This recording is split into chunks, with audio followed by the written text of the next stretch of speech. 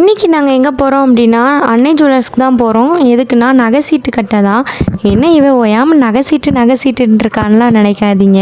நான் ஜிஆர்டியில் கட்டுறது வந்து கான்ஸ்டன்ட். இப்போ 5000 கட்டுறோம் அப்படின்னா மாதம் கரெக்டாக 5000 கட்டணும், அவ்வளோதான். நான் வந்து வேற ஒரு ஸ்கீம் வந்து கேட்டேன் ஜிஆர்டியில், அது அங்கே இல்லைன்ட்டாங்க.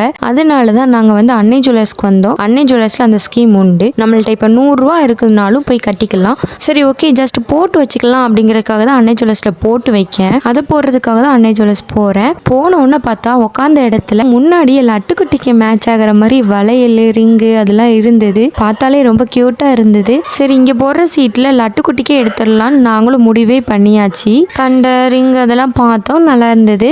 அதுக்கப்புறம் தாலி செயின் பார்த்தோம். அது எதுக்கு பார்த்தோம் அப்படின்னா, இல்லை அந்த லென்த் வந்து எனக்கு கம்மியாக போடணும்னு ஆசை. நான் ஜிஆர்டியில் பார்த்தேன், ரொம்ப நீளமாக இருக்குது, லென்த்து கம்மியான செய்ய தான் சொல்லுவாங்க அப்படின்னாங்க.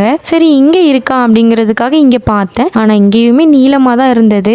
எல்லா செயினுமே நீளமாக தான் இருந்தது, கட்டையாலாம் இல்லை. கட்டையா வேணா செய்ய தான் சொல்லணும்னு இவங்களும் சொல்லிட்டாங்க. அப்புறம் நகை சீட்டு போட்டு கையில் வாங்கிட்டு வீட்டுக்கும் கிளம்பிட்டோம்.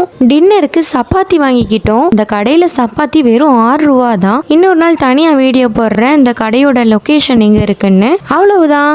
அடுத்த விளாக்ல பார்க்கலாம். டாட்டா.